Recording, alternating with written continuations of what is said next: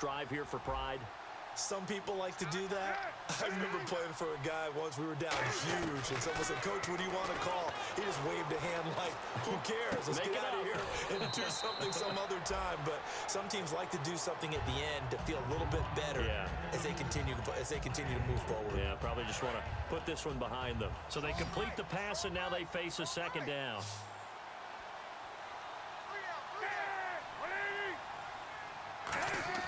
On second down, Cutler. He's got that one complete to Eddie Royal.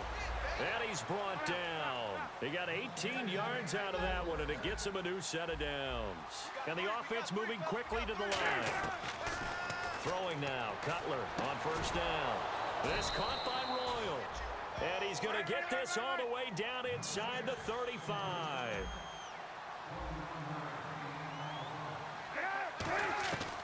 On first and 10, it's Cutler. And no escaping this time as he'll go down. They got him for a sack. Eric Walden in there to drop him, and it'll be a loss of about 8. Now Cutler to throw on second down.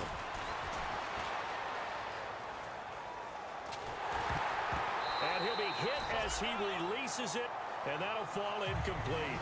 So much of this game is about leverage. We always talk about low man wins in the trenches. Well, it's like that in just about every position. And sometimes, if you lose that leverage and you're losing the battle, just jump up at the line of scrimmage and try and bat the ball away. And that's exactly what happened there. Now a desperation throw. Got his man, and it's caught for a Chicago touchdown. Kevin White, his second touchdown on the season. And the Bears.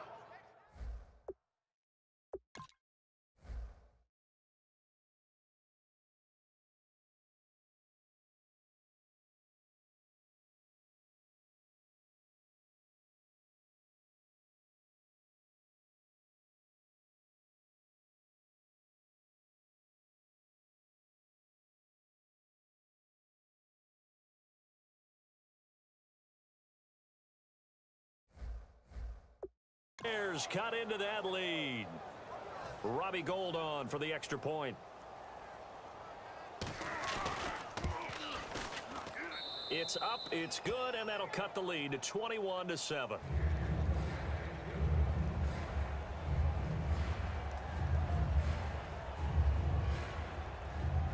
So 2 scores down. Time definitely not an ally, but here comes the onside kick. And the Colts are going to recover the football.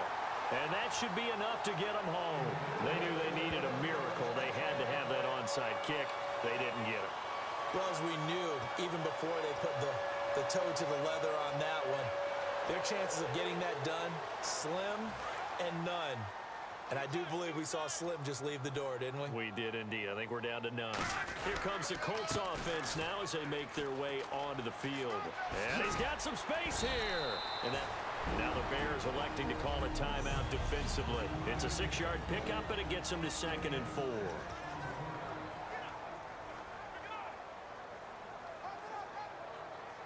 And after the play on the ground, that brings up 2nd down here. They come out 5 wide, 3 of them to the right side. Now Luck. He shakes him off. And there's a flag on the field. Being chased out left. And he gets this down inside the 35 before going out of bounds.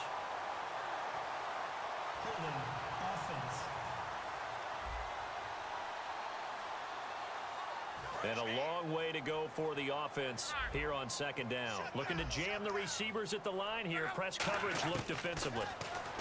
Here's Luck. And he's going to find his man out of the backfield. That's complete. And now the Bears are going to signal for another timeout. All right, so the timeout over and all 11 men back out onto the field for the defense. They'll run it now with Turbin. Fighting through. And he'll lose yardage here, going down back at the 28. It's a loss of 2 there, bringing up 2nd down. They come up in an empty set. 4 wide receivers, 1 tight end. Luck. This will be caught at about the 3. And he takes this one in for a Colts touchdown. Their big-bodied receiver His second touchdown of the game, his third on the year. And the Colts add on to their lead. And to me, that touchdown allows you to start grinning widely on your sideline. I think they pretty much locked this one away. Yeah, that's the clincher, the proverbial icing on the cake, if you will. Vinatieri now to tack on the PAT. He knocks it through. It's 28-7.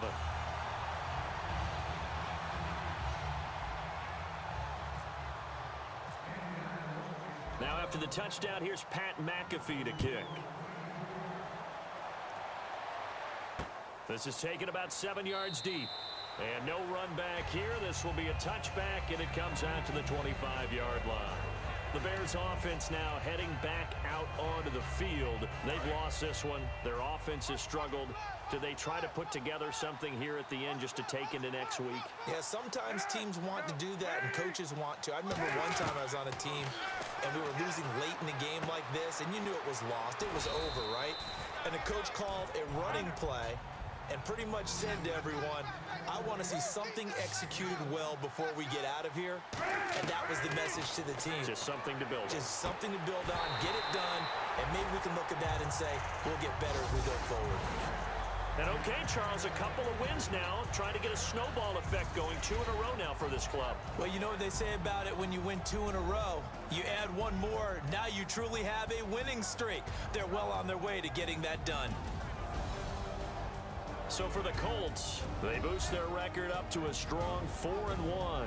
And they'll hit the road next week to take on the Houston Texans. Meanwhile, for the Bears, they drop below 500 to 2-3 with a loss. And they'll get a chance to redeem themselves next week at home against Jacksonville.